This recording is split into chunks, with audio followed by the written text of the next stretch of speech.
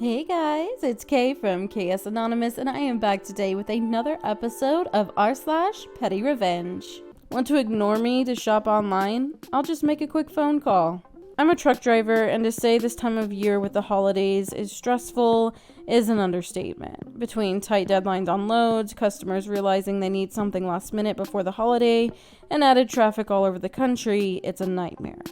Yesterday, I went to a customer to pick up a load headed to Iowa so I could drop it for another driver to get home and then grab my load back east so I could get home. I walk onto the dock and the shipping clerk is sitting in the office with her back to me browsing Fingerhut, and two other people in the office made direct eye contact with me but didn't indicate to the shipping clerk I was there. I tried unsuccessfully to get her attention, but she flat out refused to acknowledge my existence. At this point, I realize it's almost noon and they're trying to blow me off and leave me until after lunch. I had been up since 3:30 and was having none of it. I had a long way to go and a short time to get there.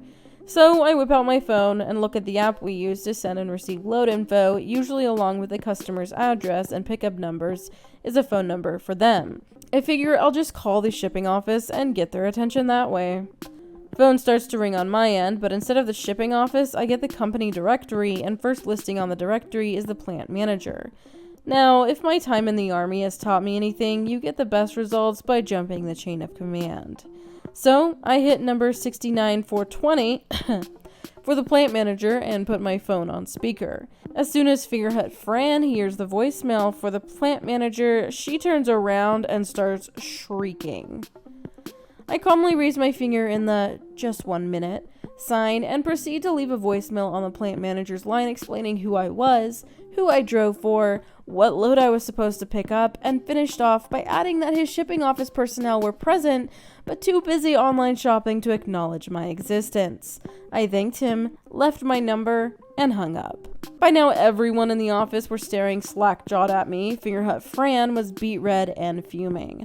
The other person in the office just tells me to back into a door and they'll get to me soon. I figure at that point my day is shot and they'll leave me in the dock as long as possible to retaliate. To my surprise, they started on me immediately and had me loaded in less than 20 minutes. When I went to get my paperwork, the plant manager was there having a discussion with Fran, while the other person apologized and told me to have a happy holiday. I get it, everyone wants this week to be over so they can spend time with their families, but so do I, and that won't happen if you ignore me instead of doing your job. Can you imagine having these people just staring at you, and while you were making direct eye contact, being able to leave all of your information for the manager? That is really, really awkward, but very effective. I'm glad that they got to you quickly. They probably knew that the manager would be coming quickly, and so they figured they'd be in trouble if they didn't get it out. I feel like probably the person who decided to take control maybe is one of the more decent employees there who isn't really interested in the whole retaliation thing and just wanted to get things through and fixed. Probably, who knows, maybe they were letting the person who is supposed to be working with you end up with their own consequences, if that makes sense. So maybe because they saw you and they didn't go ahead and greet you or whatever, maybe they decided they weren't going to be doing the shipping clerk's job today. I really don't know.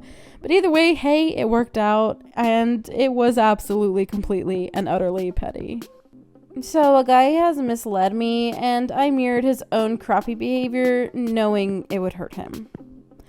In a nutshell, I was seeing a guy who I met randomly through a friend. He's asked me on multiple dates, and I have straightforwardly told him that I'm not looking for just a hookup, to which he assured me that his intentions were different, that he felt like this could go somewhere. Fast forward a month of us going on dates, talking, him being the perfect gentleman, we sleep together, and 2 days later, I get hit with, "I've realized I'm not ready for anything serious right now, and I want to be transparent with you. Let's keep it casual." BS. How convenient. So I've decided not to be an adult and to play his game.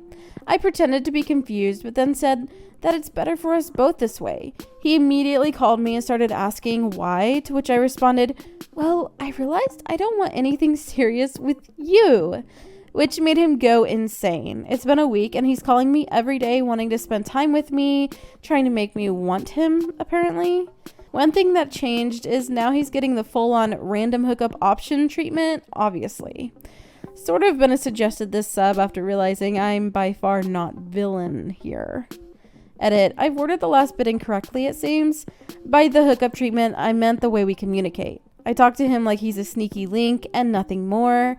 Told him that he should respect the boundaries we've agreed on and give me time and space to see other people.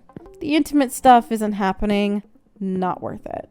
Okay, so I fully approve of this petty way of responding. I feel like it has, in a sense, empowered you in a situation where maybe you were kind of, I don't know, being led on and kind of victimized in a sense. Don't take that out of context or beyond what it means here. But what I mean is, in a sense where someone tried to disempower you by being like, oh yeah, actually, I don't want to have anything serious with you. After I pretended I wanted a serious thing with you, I got what I wanted, and now I don't have to deal with you. And so kind of turning the tables, I really appreciate that. Good job. I approve of the pettiness. Bark me in and shout at me for taking too long to leave? Guess I'll stay longer then. 3 days before Christmas, and the shopping centers are full of frantic people with frayed tempers. I was just grabbing some essentials and leaving as quickly as I could. Only I couldn't leave, because some bloke who was waiting for my spot had stopped his car so close to mine that I didn't have enough room to get out. So once I'd loaded my groceries into the boot, I said to him, sorry mate, are you waiting to park here?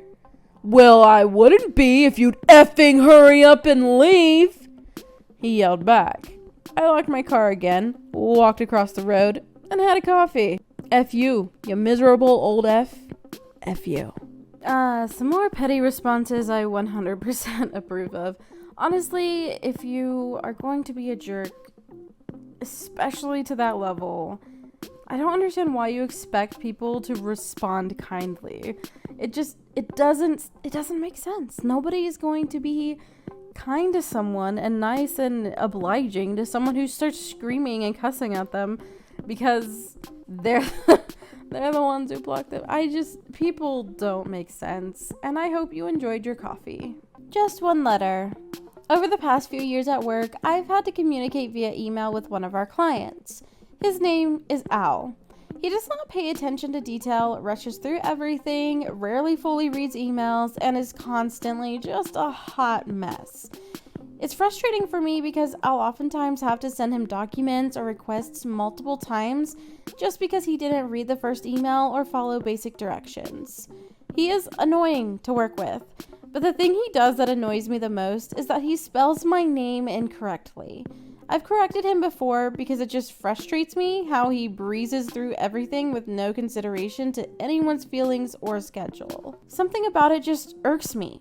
My name is Leah, and he constantly writes me addressing me as Lisa, adding in an extra S. I got so fed up one week when he emailed me multiple times and called me Lisa every time that I decided to add in that extra S myself. I figured if he can add in an unnecessary S, then so can I. I started my next email to him like this. Dear Sal. I think this is the best one. Hi Sal. I hope you enjoyed the extra S in your name. I've been enjoying mine so much. Who wants to bet he doesn't even notice though, because he doesn't ever pay attention? I don't know. I feel like when it's your name and it's like the first thing you read anyway, I feel like he'll notice. And I really hope that it drives him to correct calling you Lisa. Like, it's not even a simple thing. Like, it changes everything about your name. At least a lot of your name. It's not like it's a common mistake or someone's trying to spell your name for you correctly, if that makes sense. It completely changes the name. Okay. Anyway, I enjoyed the petty response. 100%. Petty revenge for unprovoked petty attacks. Where I lived in college, we had to clear our own parking spots in the winter. I had an old Toyota T100 with a snowplow, and we used to clear my spot and the spots of some of my friends. I enjoyed snow plowing and was happy to do it. There was a girl that used to try to report me to the college because she said what I was doing was illegal and dangerous. I have a CDL and am no amateur at maneuvering large vehicles, and I've been plowing snow and driving trucks since before I had a license. Nothing I was doing was breaking any rules, and oftentimes the college grounds management people would even thank me for plowing a bit extra and always clearing handicapped spots. This girl just didn't like me for some reason. One day, I caught her trying to pour water on my windshield. It wasn't freezing, but instead of getting mad, I thanked her for trying to defrost my window. I told her that hot water works better to defrost windows. A few weeks later, I had completely forgotten about the conversation until I saw her with a steaming pot of hot water about to dump it on her own icy windshield. She dumped it, and since the glass was cold, being hit by the hot water made her entire windshield crack. I knew this would happen, and that was why I had told her about this great trick. Ooh, while I don't always really like things that end up in actual damage, she's responsible for what she does to her own vehicle, and if she wasn't smart enough to maybe double check that nugget of advice and maybe think through what she was doing, that's on her. I find it really gross, though, that she thought she could just dump water on yours to make it ice up. That's just, like, rude. Like, why? That's someone else's property, bruh. Someone else's property. I know it technically would probably be harmless, but it's rude and so unnecessary. I don't understand why people have to go out of their way to be rude. But whatever. This lady, honestly, this girl, she just had it coming to her. She did. And she did it to herself. That's the best part. Anyway, that's going to wrap it up for today's video. If you enjoyed it, go ahead and drop a like and let me know your thoughts in the comments below. Really quickly, I would like to thank my patrons. Up on the screen, you should see my face palmers and my crazy case. Thank you so much for supporting me in the way that you do. If you're interested in becoming a patron, checking out the original post from today's video, or sending me an email for possible inclusion in a future video, all of that information is in the description box, so be sure to check it out. And I'll talk to you in my next video. Bye!